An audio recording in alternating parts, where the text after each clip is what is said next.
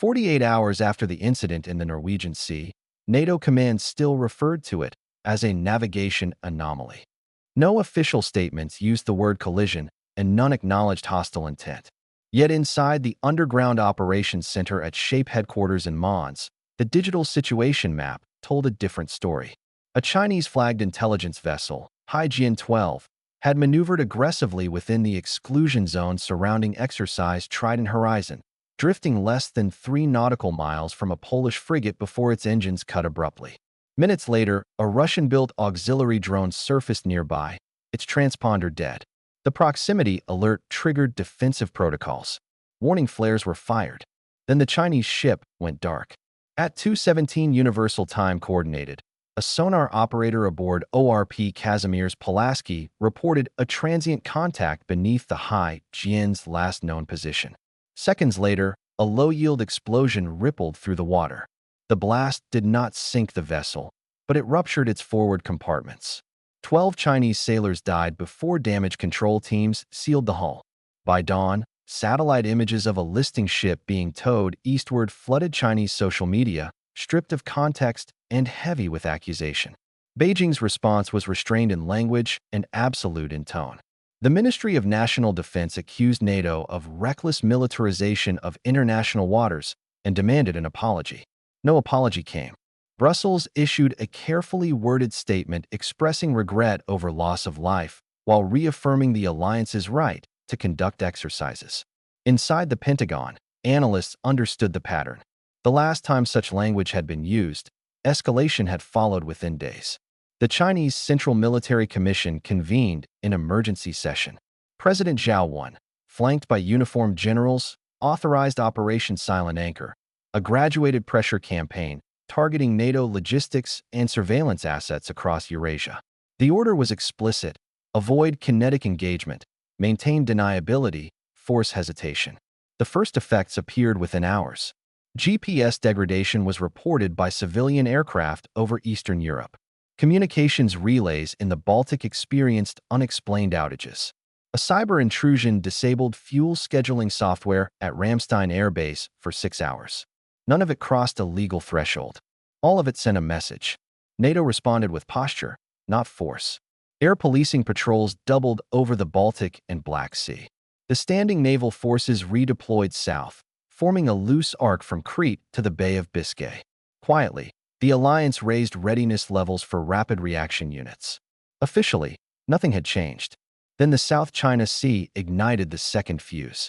On May 4th, a British reconnaissance aircraft operating under a NATO intelligence sharing agreement entered airspace claimed by China near the Paracel Islands. The mission profile was routine: electronic emissions mapping, no weapons armed.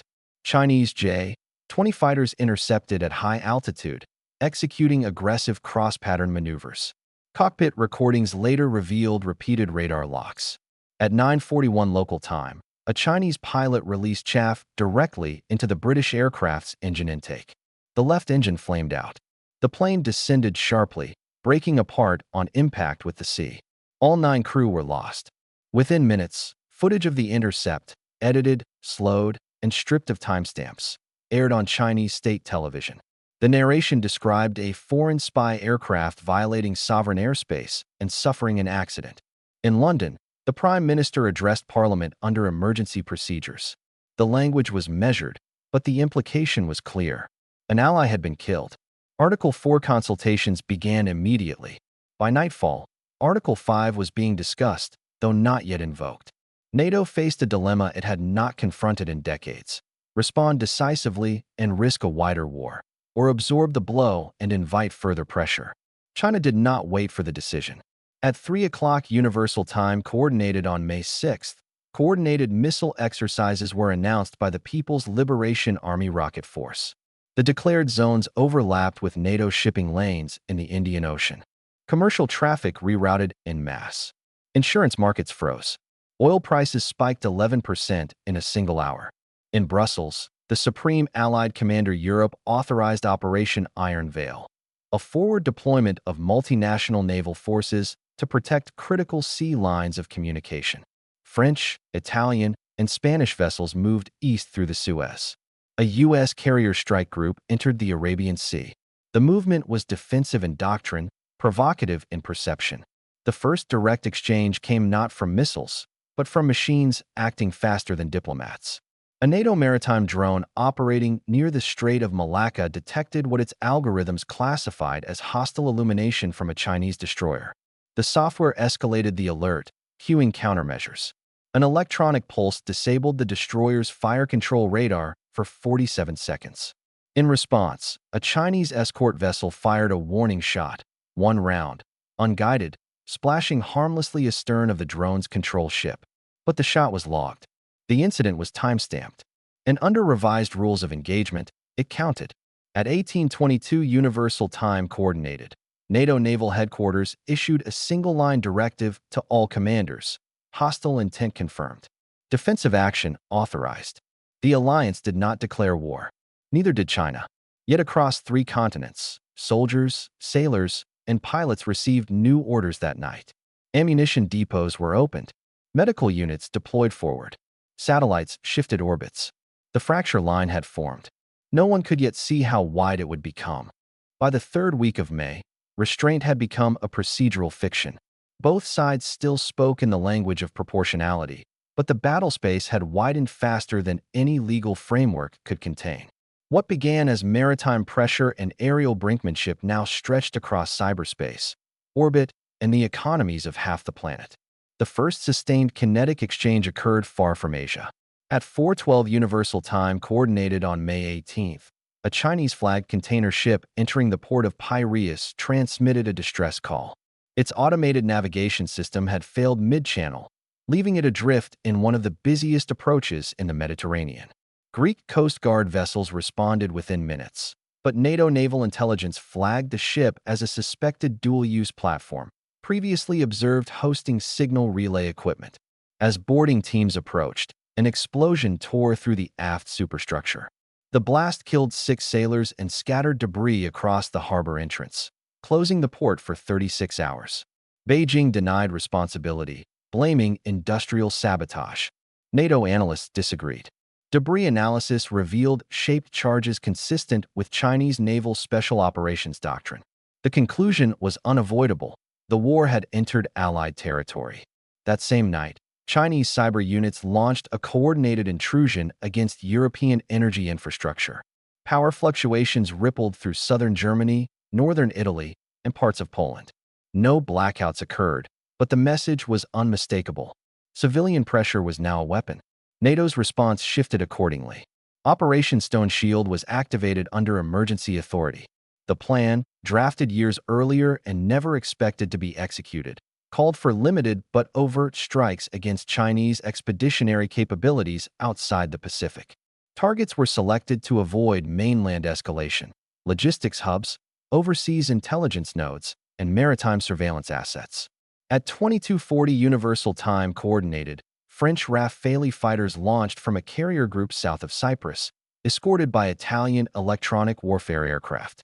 Their target was a Chinese-operated satellite relay facility on the Eritrean coast, officially listed as a commercial communications center. 3 precision-guided munitions struck the compound. The antennas collapsed inward. No personnel were confirmed killed. Within minutes, Beijing accused NATO of attacking civilian infrastructure on African soil. The African Union called an emergency session. The diplomatic temperature rose another degree. The real turning point came 48 hours later, above the Arctic Circle. A NATO early warning satellite detected a Chinese anti-satellite interceptor launch from Inner Mongolia. The missile did not target a weapons platform, but a commercial imaging satellite used by multiple European governments. The impact occurred at orbital altitude, shattering the satellite into thousands of fragments. The debris cloud threatened several other assets, forcing emergency maneuvers across multiple constellations. Within hours, NATO Space Command elevated its posture to active defense. For the first time in history, standing orders authorized counterspace operations without civilian approval chains. A U.S. and Norwegian joint unit uplinked a dormant capability into an Allied satellite cluster, blinding Chinese maritime reconnaissance over the North Atlantic for nearly 12 minutes. 12 minutes was enough. In that window, NATO submarines repositioned undetected. Supply convoys altered course. Strike packages were rerouted. When Chinese sensors came back online, the map had changed. The first large-scale naval engagement followed on May 23rd in the Indian Ocean. A Chinese task force centered around the aircraft carrier Shandong had moved west under the pretext of anti-piracy operations. NATO intelligence assessed the deployment as an attempt to threaten reinforcement routes between Europe and the Pacific. A multinational NATO flotilla intercepted south of the Maldives, issuing a warning to alter course. Neither side intended to fire first. Both had delegated authority. At 14:07 local time, an unmanned Chinese reconnaissance aircraft crossed within the defensive perimeter of a Spanish frigate. The ship's combat system classified the approach as hostile based on speed and trajectory. A surface-to-air missile was launched. The drone disintegrated midair. 30 seconds later, the Chinese cruiser Liaoqing illuminated the frigate with fire control radar. A warning volley followed. 3 shells, short by design. But one shell ricocheted off the water, striking the frigate's helicopter deck. The explosion killed 4 crew members and ignited aviation fuel. The exchange cascaded. Missiles launched from both sides in rapid succession. Electronic warfare flooded the battle space. Within 20 minutes, 2 ships burned, 1 from each side. Neither sank. Both sides disengaged under cover of smoke and jamming. The incident lasted less than an hour. Its consequences would last years. Markets collapsed the next morning. Asian indices fell into freefall. European trading halted twice under circuit breakers.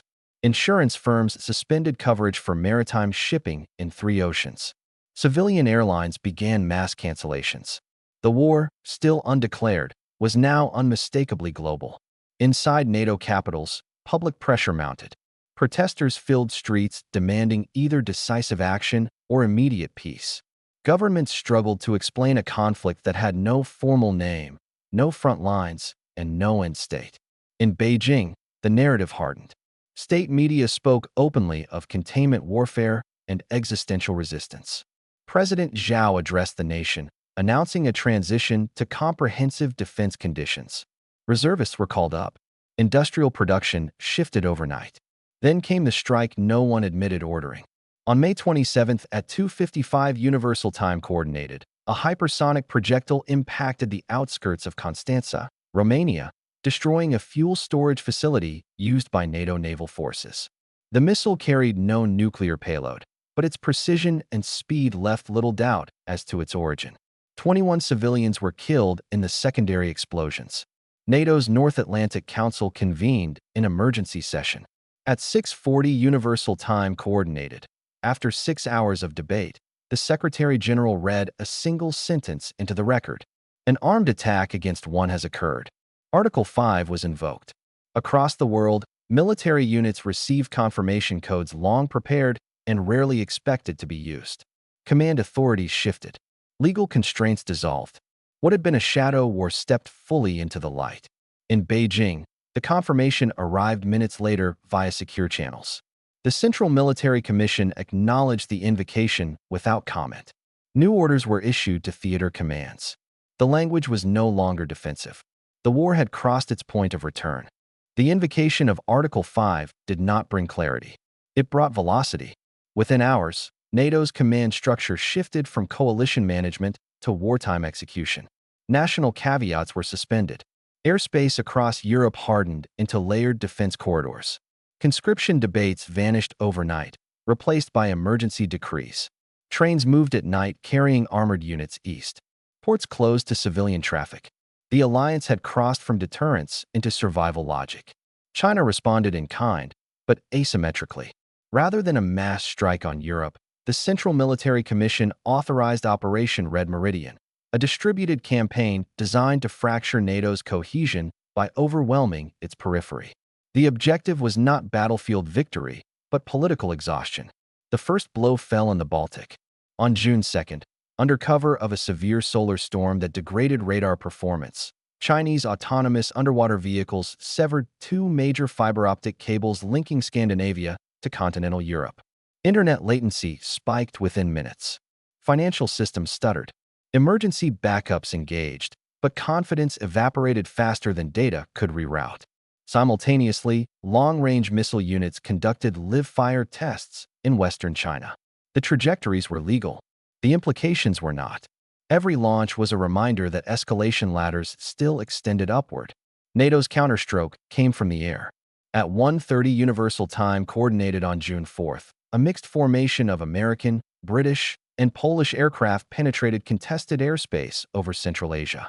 Their target was a Chinese-operated logistics hub in Kazakhstan, officially civilian, quietly militarized. Precision strikes disabled runways, fuel depots, and command vans. The pilots reported minimal resistance. The message was surgical. Geography would no longer shield involvement. Kazakhstan condemned the violation of sovereignty. China condemned NATO aggression. Neither could undo the precedent. By mid-June, the war had entered what analysts later termed the automation phase. Human decision-making could no longer keep pace with machine-speed engagements. Defensive systems triggered responses faster than confirmation could arrive. Autonomous drones hunted other autonomous drones.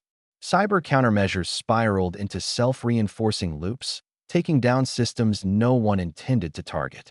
On June 11th, a NATO air defense battery in southern Italy intercepted a high-altitude object later identified as a Chinese weather satellite maneuvering unexpectedly.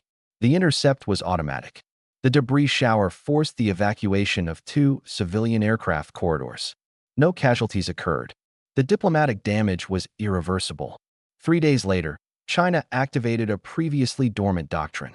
At 3 o'clock Beijing time, the Central Military Commission elevated strategic forces to condition crimson, one step below nuclear readiness. The announcement was deliberately leaked. NATO intelligence confirmed missile crews rotating to hardened silos. Submarines left port under strict emission control. In Brussels, the alliance faced its darkest calculation: escalate to reassert dominance and risk annihilation, or pause and risk fragmentation. The pause came by accident. On June 17th, a NATO cyber operation targeting Chinese military logistics spilled into civilian rail networks across eastern China. Signals froze.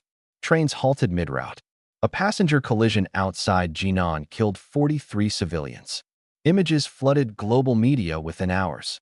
For the first time since the war's beginning, Beijing allowed unfiltered footage to circulate. The effect was electric. Public anger surged, but not toward NATO alone. Questions surfaced about secrecy, automation, and control. The same night, limited protests erupted in 3 Chinese cities before security forces dispersed them. The leadership understood the warning. In NATO capitals, the reaction was equally sobering. The line between military necessity and civilian catastrophe had blurred beyond recognition. Backchannels ignited. Neutral states, India, Brazil, Turkey, offered mediation. Secure lines opened that had been silent since the first shots. The language was cautious, indirect, stripped of triumph. Both sides sought the same outcome without admitting it: a way out that did not look like defeat. The war's final major exchange occurred on June 21st in the North Pacific. A Chinese ballistic missile submarine was detected tracking a NATO carrier group. Understanding rules, the carrier's escort launched anti-submarine measures. One torpedo found its mark. The submarine broke apart at depth. No survivors. For 12 minutes afterward, Chinese strategic forces prepared a retaliatory launch. Countdown protocols engaged. Authentication keys were transmitted. Then the order came to stand down. No explanation was given. None was required. On June 24th, simultaneous statements were issued in Brussels and Beijing within 7 minutes of each other. Both cited strategic stabilization and temporary suspension of offensive operations. Neither used the word ceasefire. But the missiles stopped flying. The world exhaled unevenly. Markets reopened in fragments. Troops remained deployed. Wreckage still burned in distant seas. Over 18,000 were dead. No borders had changed. No victory had been claimed. Historians would later argue whether the Third World War had truly occurred or whether it had been narrowly aborted. The participants knew the answer. It had happened, not as a single cataclysm, but as a chain of decisions accelerated beyond human restraint. A war fought at the speed of machines, paused only when its architects realized they could no longer stop its next step. The silence that followed was not peace.